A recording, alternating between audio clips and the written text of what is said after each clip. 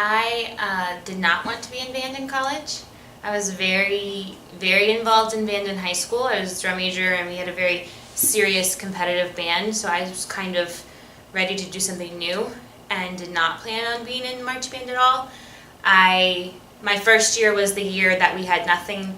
The pep band wasn't allowed to play at football games and there was no marching band yet, so we had a bunch of high school bands and smaller bands during halftime, and on that field it was pretty sad. So the hoops band had been formed my first year at UVA, and there were interest meetings for the marching band being advertised. So I decided to just go to the interest meeting and check it out. I met Keela Andrews at that meeting, who I ended up working with that summer, and we became really, really good friends. And she was super excited about the marching band, so that sort of persuaded me. I also remember meeting Tim Siesko at that meeting, and he was super excited and friendly and really pushing people to get involved. So just kind of surprised myself by deciding to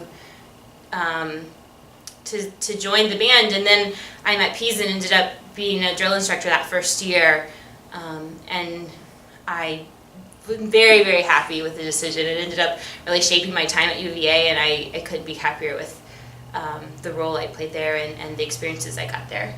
Mr. Pease was my high school band director. He was also my summer band teacher, along with Rick Good, who's the director of bands at Auburn University. They were some of the first people. My dad was in the Army, so we lived in Alaska, and we just moved back to Virginia Beach that summer, and Mr. Pease and Mr. Good were some of the first people I met as far as band goes in Virginia Beach. So I've had a pretty lengthy relationship with Mr. Pease. As far as UVA goes, I wanted to go to UVA in high school, but they didn't have a music education program. And I remember one of my first memories of UVA was actually going to a football game in the early 90s. And at halftime there was no marching band because the pep band had been disbanded for a year or two. I can't remember the story, but I remember the quiet atmosphere of Scott Stadium at the time, and even though I loved the university, I thought, man, it's too bad there's not a band program here or anything right now for students to grab onto. Even as a middle schooler, I was thinking about UVA. So it wasn't a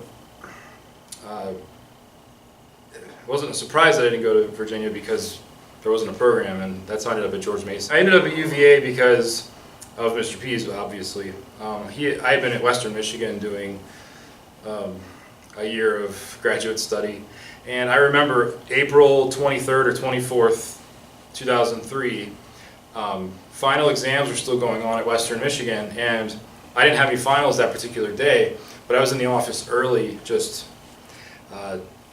doing some work and trying to clean up some things for the following fall with the marching band at Western. And I was kind of homesick at the time, and every day I would check the Virginian Pilot newspaper online. And I remember sitting in Pease's office. There wasn't an office for the grad assistants. The three of us kind of sat on chairs and couches in the room and made it work.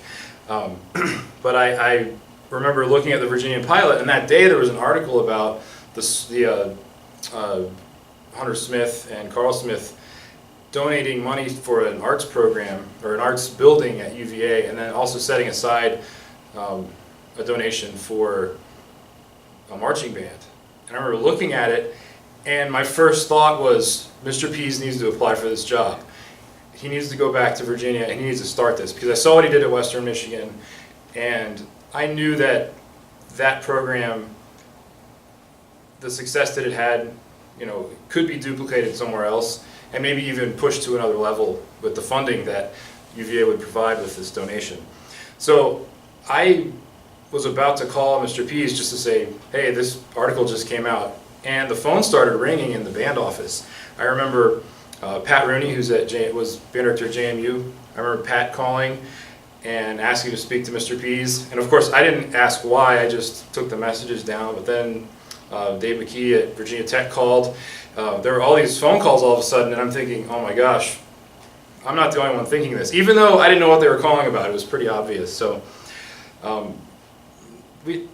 that kind of happened, and then the summer went through, and he didn't say he was applying for it necessarily to us, because, you know, why would he tell us that? But I remember in August he had said that he was going back down for a final interview and ended up getting the position.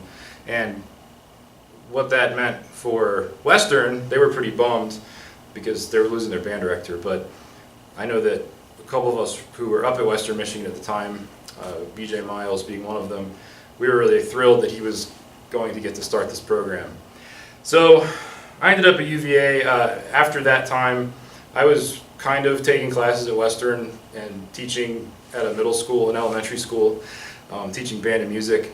And I was trying to apply for jobs back in Virginia.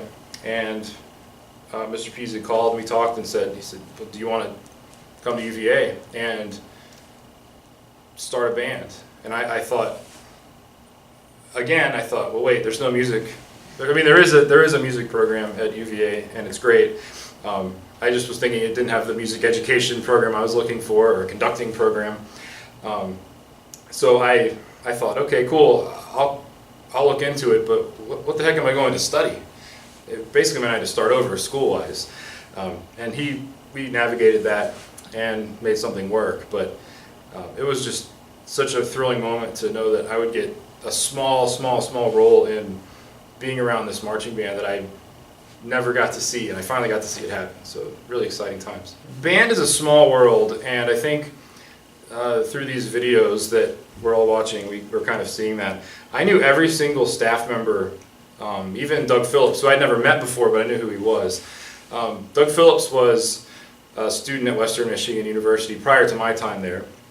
Trisha Gooley was the color guard instructor at the Crossman, where I marched for 3 years, and we taught together for a summer in 2002. So I knew Trish. Sean McCroskey was my drum major in my freshman year of high school, so I knew Sean, and he had taught high school for a couple of years before coming to UVA. Island, I met at 4 a.m. at Western Michigan because him and Idzior were up overnight painting the Bronco logo on the asphalt field to simulate what the stadium field looked like for marching band practice.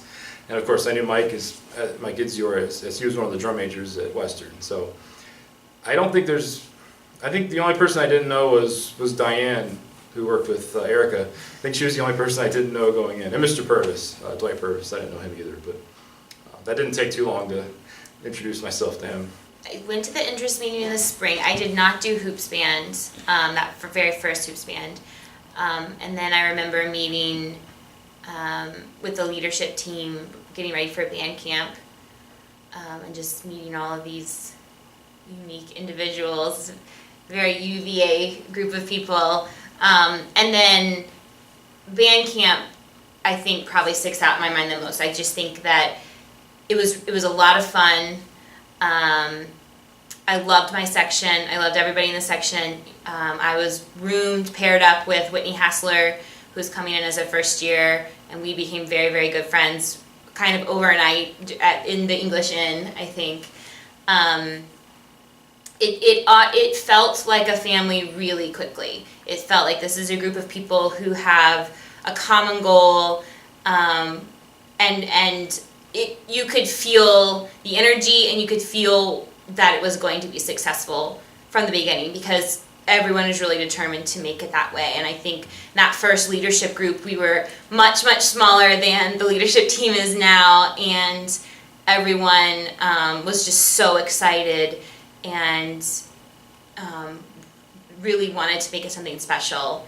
And I mean, nothing really specific sticks out. It's just sort of that feeling and that energy of everyone coming together. And everyone talks about, as a first year, band camp is so beneficial because you meet all these people, and then when first year freshman stuff starts, you already know people. And I was a second year when the band was started, but it still felt like that. Like all of a sudden I had so many more friends, and you'd walk around grounds, and everywhere you went you saw somebody you knew from band, and so that family feeling was there from the beginning. It was really special. Yeah, I remember, this is kind of a sidetrack, but during that time when, let me go back even further. Western Michigan played UVA the year that Mr. Pease got the job at Western Michigan. And we knew that everybody from UVA that was on that trip wanted to see what the band could do. And the Western Marching Band is amazing. They're one of the best marching bands in the United States. I remember the kids really being pumped up, thinking, we got to make sure this is the best show of the year so that these people at UVA can see what we can do and what he can do. I also remember him leaving for 4 weeks to go down to UVA to start getting things going, doing some interest meetings and whatnot. And we were in charge of the marching band for those 4 weeks. And I remember thinking, I am not ready to teach a college marching band at 23 years old. I just wasn't ready. But that was kind of an interesting time when he was gone and we were still sort of left to put a whole show together. We had 4 weeks off, which was kind of nice to do a show, but we picked really hard music and really hard drill, and it was to the last minute. Anyway, when he came back, I remember him saying he got an email at some point from someone named Stephen Wingfield, and a few other student names. I remember names popping up, Logan Riddick, David Knight, just names that I knew before the band had even formed yet, just for the interest in the basketball band, which is kind of an interesting thing because those people are people that we still keep in touch with today, and they were just email names that you'd see pop up on his mail or he would talk about in the office in Kalamazoo, Michigan, of all places. So very, very wild.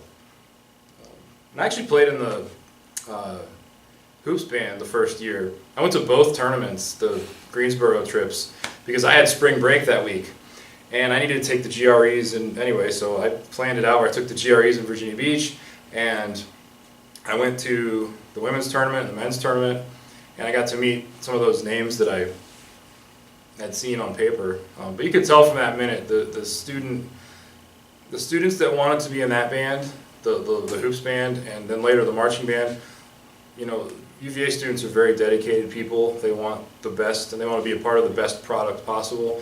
The minute that band started, and the minute I got to see it, you could tell that was the foundation for the success that they're experiencing now. The whole first season, whenever we would march down Alderman Road, there were always like people protesting. Like I remember one time, at least maybe every time, but they were like dressed like the Grim Reaper and say like R.I.P. Pet Band, and it was like gravestones, and I think the people in the bands, I don't think we cared, like not that we didn't care, I think that we weren't there to be rude to the Pet Band. Like that's not what we were there for. We wanted to make a really good marching band, and what happened with them was unfortunate. I think it was there were people who joined the band, the marching band, the CMB, who came from the Pep Band, and I think it was really hard for them. I'd love to hear their insight on that. I think we just wanted to make a great experience for the games, and I think on our end of it there were no hard feelings, but I know in the community and amongst them, like that was a really hard transition. But there were protesters. There were people who would say rude things to us marching in. But I think, I don't know, I guess we felt power in numbers. No one, I don't remember any CMB person really being offended or upset by it. Yeah. We were just there to do what we wanted, do our thing. Yeah, I think those first couple of games kind of felt like away games at the very beginning, because we weren't, we were going into home territory, but there was still a group of people that did not want us there. That didn't want the band there. And and I remember I never actually knew who was in the Pep Band who joined the CMB. I think I knew a few people. I mean, I know now, but at the time I had no idea. I thought it was Sharks and Jets. But then I realized, oh wait, there are some people that just wanted to play. They just wanted to play. They just wanted to be a part of the games. Yeah, they had a great experience in high school, or they had a great experience at a UVA sporting event, and they wanted to keep that going. I applaud them for doing that. I'm sure it was really hard to leave your friends, and I'm sure that friends were lost over it, but hopefully they all got over it by now. I think one of the issues that was brought up in the UVA community was the idea of student self-governance, and that with Mr. Pease coming in, suddenly it was being run like a sports team where there's a coach who's not a student, and he was quick to point to our student leaders in the band, and I think he really defended the fact that we had such strong student leaders, and he really gave us so many responsibilities that struck a really good balance of student self-governance with his leadership and with his guidance. And without the donation of Hunter and Carl Smith and without Mr. Pease, there could never have been a marching band. I mean, that's how it works. But then he was really diligent and did a really good job of choosing student leaders who could take on a lot of responsibilities and fulfill a lot of duties and really make it something for the UVA students. I think his vision was always to put out something that the students would love, that was for the football team and for the community. And I think he's always concerned about those students sitting next to the band and making sure they're having a great experience and making sure his leaders are taking on roles and doing a lot for the band. And I think once people saw that balance and saw how many leaders were involved in decision process and shaping the organization, I think that really helped people understand what we were there to do. And he's really good at finding the right personality to match the position.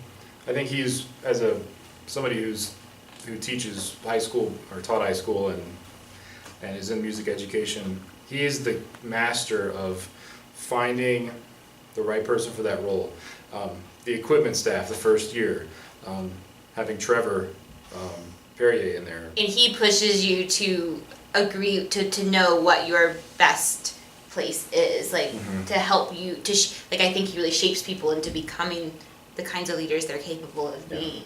Yeah. So that equipment staff the first year, Trevor Perrier, Kyle Singleton, those guys were perfect for that position because it was easy for us to go in and set up and all quickly. I mean, the first day of camp we didn't have coolers, so Dick Coleman said, well, that's unacceptable, we need to have water. His thing was hydration. Maybe that's why I wanted the water for the flags of the ACC so badly. But we just went up to the equipment guys and said, do you have any water bottles we could have? And they said no. And then one of the guys was like, yeah, there's a couple over there. So we borrowed them for the season. Just little things like that, and those guys are good at making things happen fast. So just little things. And yeah, even with me, he tried to get me to come to Western Michigan because I went to George Mason. There's no college marching band there. I had been at a great music school. I had done drum corps, but I'd never been around a college marching band prior to my time at Western. So, helping me find that angle that I had missing in my resume was huge. And the experiences I gained from both Western and from UVA, I still utilize them today with my program and here at JMU. Sean and I we knew each other from high school, and I'm a couple years younger than Sean. He was a senior my freshman year at Kempsville. But I had gone to school with Megan, his sister, and we were pretty close friends just from being in music school and that kind of thing. I think for me, it was more of looking at what he was doing, because he had taught high school band for 4 years, and he knew sort of that world. So I think for him and for me, that was good, because I kind of watched what he was doing as far as handling situations goes. I tend to, at least at that time, I'm much better about it now, but I used to just run full steam and put my head down and not kind of look around and observe what was going on. And in those moments of tension, or whatever you want to call it, being able to look back and analyze the situation is really important. So I think that's something that I learned from him that he probably doesn't even know. But we kind of just made that work, And we would sit down and we'd have staff meetings and we'd split out job assignments. Like Sean always did uniforms, and I would do something with equipment or drive the truck, little things like that. We just kind of worked out as we went, and and Pease had a lot to do with that. He would but he would also kind of guide us and say, "We just need this done. Either of you pick." He wouldn't choose. You're doing this, you're doing that. So that kind of worked out well. An island doing percussion only was a smart move because then none of us had to worry about percussion. He could just take care of it. And then the leadership below that, as far as the drum majors and all, we kind of adapted what Western Michigan did, really. That was kind of the thing. Those guys had a nice system up there. So we would talk about that a little bit, but it wasn't, some of those little logistical things from Western made life a lot easier. So we weren't completely starting from scratch. We just had to show people how to do it. I missed the drum major auditions. There was a student from Western Michigan, Brandon Wagner, who was down. He was actually looking at going to school at UVA for graduate school. He came down for one of the final rounds of the auditions. So he was there. He had been up at Western on the leadership team. I auditioned 2 or 3 times. I guess just 2 times, because twice for drum major, and it was. I think it was a really good process. I think that it was very thorough. There was an interview. There was. I saw that Matt Funson said something about singing and conducting the Star Spangled Banner. They always made fun of me. Even now, probably Pease would say something about when I did that without realizing it. I sang the horn part instead of singing the melody of the Star Spangled Banner. I don't even think I could have sung the melody at that moment. I could not think of the melody, so I sang the horn part and conducted it. And then later on, probably not that first year. I don't think that first year, but later on, you also had to conduct a piece with the concert band or the,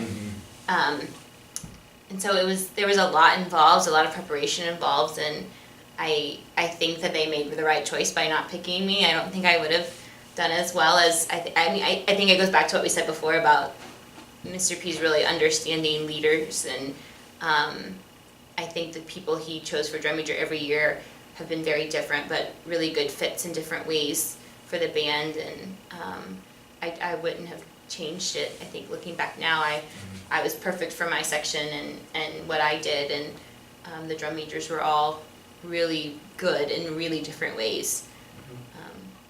But I'm glad that I auditioned that first year because I got to know Mr. Pease right away, and got to really understand him and know, and I got in on, I think that's why I was able to be a DI that first year, is because he had met me and knew what I wanted from the band, and so I'm really glad that I did it that way. And that selection process is good for finding not necessarily just drum majors, other leadership roles, like what I'm saying, and I think that's the best way to do it, the way it's constructed. I got to sit in on the year I was there. I got to be a part of it. Year. Yeah, and the whole leadership process in general is really good with the interviews. I think the fact that there are so many leaders, there's always that question, like, what does a drill instructor do exactly? There's little things like that. What exactly am I doing here? But what it is you're utilizing a skill that you have, but you're also learning other leadership qualities, maybe if you're a younger DI, that you can maintain and build on for the next year. And just the section seeing you in front of them, teaching a visual or whatever, that will help them be more comfortable with you as a leader down the road.